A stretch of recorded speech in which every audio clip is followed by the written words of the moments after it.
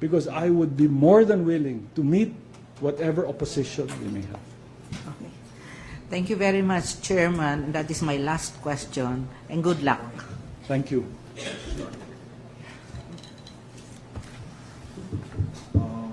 Justice Hermosissima. Good morning, Dean. Good morning po, Justice. We acknowledge the arrival of Congressman Tupas. Thank you. Your impeccable credentials, academic credentials have preceded you, sir. Salamat po.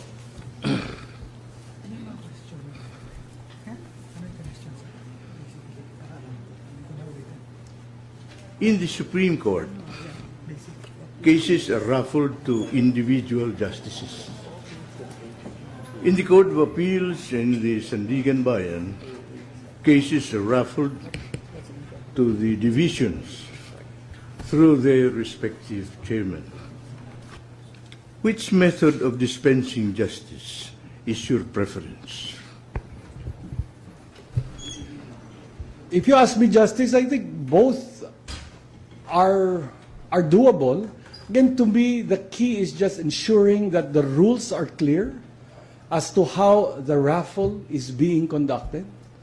And here you have to strike a balance between confidentiality and transparency. So you have to ensure that there is a certain sense of confidentiality so that justices and judges cannot be approached.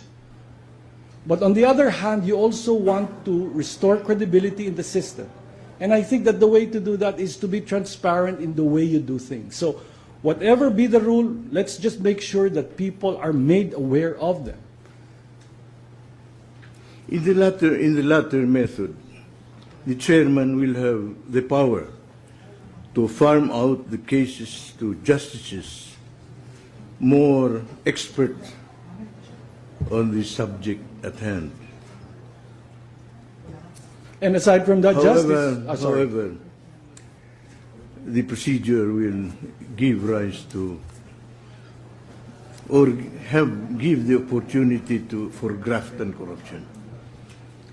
So, what are your thoughts on this point? Well, graft and corruption, not necessarily.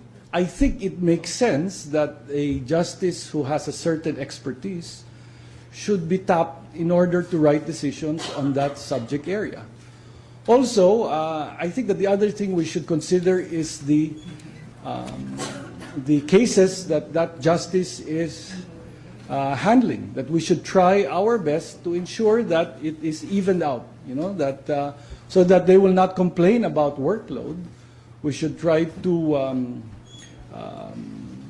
distribute cases in accordance also with the workload and with the area of specialization. On another matter, presently, cases which are not necessarily decided en banc are decided by a division of the Supreme Court. The decision of the ponente in that division is considered a decision of the whole court. There are objections to the manner of deciding cases, to this manner of deciding cases, because it is felt that the decision of a division is not reflective of the sentiment of the whole court. What are your thoughts on this matter?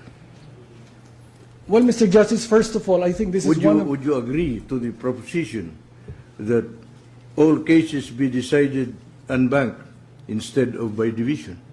No, I don't agree with that, because I think that will lead to further delay and congestion into our legal system. In fact, I would also advocate perhaps a system similar to the United States, wherein the Supreme Court should be given the prerogative to choose the landmark cases that in which it wishes to take up and provide a definitive ruling on. That right now, everything needs or has to go up to the Supreme Court.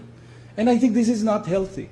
Now, insofar as the decision of a division being a decision of the court, I think that that's the right direction. That again, why does everything have to go to the court in bank? Now, but there have been instances wherein a decision of a division has been overturned by the en banc. Perhaps in certain exceptional and meritorious cases, that should be done, but it has to be done in a very transparent and accountable way. Well, if we have to compare the decision, the cases in the United States Supreme Court and the Philippine Supreme Court, it has been said that in the United States Supreme Court they are deciding only 100 cases per semester. But why is it that even ejectment cases go up to the Supreme Court? Why does the Supreme Court not decide only questions of law? As it is, we are deciding cases on questions of fact. If we be strict with that, then there will be a limit to the cases before the Supreme Court. I agree with you 100%, Justice, that we should amend the rules so that these frivolous cases should no longer be brought up to the Supreme Court. It's not really this is the rule, that only the Supreme Court decides only on questions of law.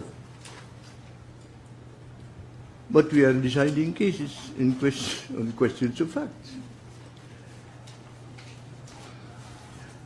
Well, on another matter, since you are an expert in constitutional law, do you believe that there are many provisions in the Constitution, 1987 Constitution, that need amendments or revision?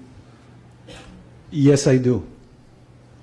Do you agree to the convening of a constituent assembly to amend the Constitution instead of a constitutional convention? Well, Mr. Justice, I don't know, but I wrote a column on the matter last Saturday, and I proposed again I'm sorry, I missed that. So it is again I'm always reading your columns. It was entitled Chartering Change, and I was saying that perhaps we can have a hybrid mode. This is like it will use the Constituent Assembly provision, but Congress will not convene unless and until there is already a buy-in on the specific amendments that will be passed. Meaning that they can only convene as a Constituent Assembly if they agree to amendments that had also been pre-cleared with the people. So in this mode, what I was trying to meet were the two objections of, number one, distrust, the issue of distrust with respect to Congress. With all due respect, Representative Tubas, but it would seem that the people are not very comfortable with Congress undertaking the amendments or revision of the Constitution because they're not sure what provisions will be amended. Second, there is also the issue of distraction. That I think this is the main issue of the President. That if we go through a constitutional change exercise, it might distract the country from the pressing matters that it is currently trying to undertake. So my suggestion was, let a non-governmental private sector group convene itself, come up with these amendments. It's not very difficult. There have been so many studies that have already been made. Come up with a document. They should consult with the stakeholders, consult with government as well, and then come up with amendments that people can agree on. And then meet with the leadership of Congress and tell them, okay, these are amendments that we can support. And at that time, perhaps the leadership of Congress can agree. Then they can constitute the Constituent Assembly. And then they can pass these amendments, hopefully in time for the 2013 congressional elections, so that we don't have to spend for the plebiscite. Suppose it is decided that it be a constituent assembly.